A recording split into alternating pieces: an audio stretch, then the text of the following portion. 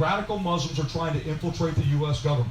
This is the voice of Republican Congressman Duncan Hunter at a campaign event last month. You have radical Islamist propaganda being pushed on the kids in our San Diego school district. Have you seen that? What Hunter describes as radical Islamist propaganda is an anti-bullying program that focused on Islamophobia. This speech came hours after Hunter appeared in court on federal charges of misusing campaign funds, a case he claims is politically motivated. He slammed federal prosecutors and his opponent. Ammar Yasser Najjar, named after Yasser Arafat. I kid you not. And he changed his name from Ammar Yasser Najjar to Ammar Campa Najjar. Ammar Campa Najjar is the Democratic challenger in the race for the 50th district. He says he was named after his father, not Arafat. He eventually changed his middle name to pay homage to his mother.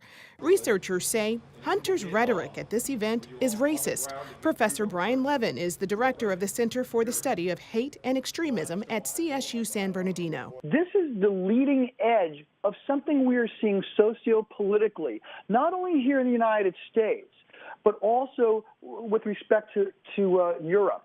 And that is, we are seeing a mainstreaming of nationalist and racially and ethnically immersed, not racially and ethnically tinged, but immersed rhetoric. The language that reflects racist ideology is being echoed by some of Hunter's supporters. Retired naval captain Joseph John appears in a Hunter ad.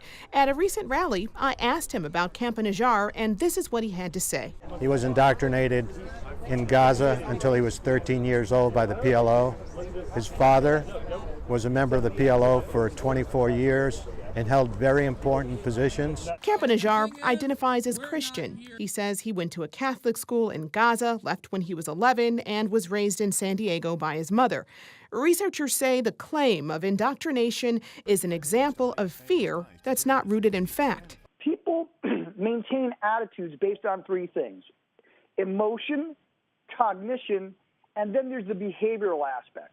And many people today are hearing a story that resonates with them emotionally, and the facts don't necessarily need to line up. Levin says factual currency is worth a lot less in today's socio-political world than it was before, in part because people can revert back to group echo chambers on social media, where facts don't necessarily have currency, but anecdotes and fear do.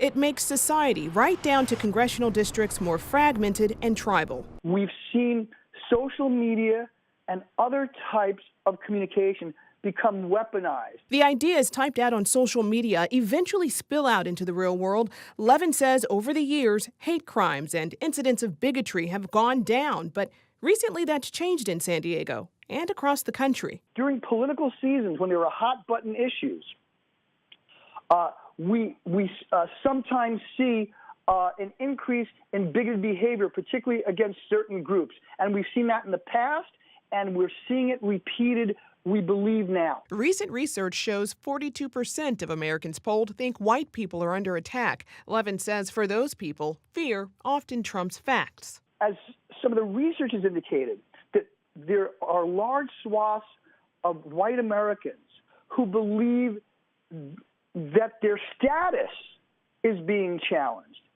And that comes into a whole array of fears. Levin says hot-button political issues often stoke the fire as elections draw near, whether it's immigration, a Muslim ban, a movement that says Black Lives Matter too, LGBTQ equality, or a Mexican Palestinian running for Congress. There is anxiety for some over the changing demographics in America. Now that fear and anxiety is pushing bigotry and racism into the mainstream conversation in the race for the 50th congressional district. Bottom line is that line between dog whistle and bullhorn with respect to contemporary politics has now eroded. It is gone. Jade Hindman, KPBS News.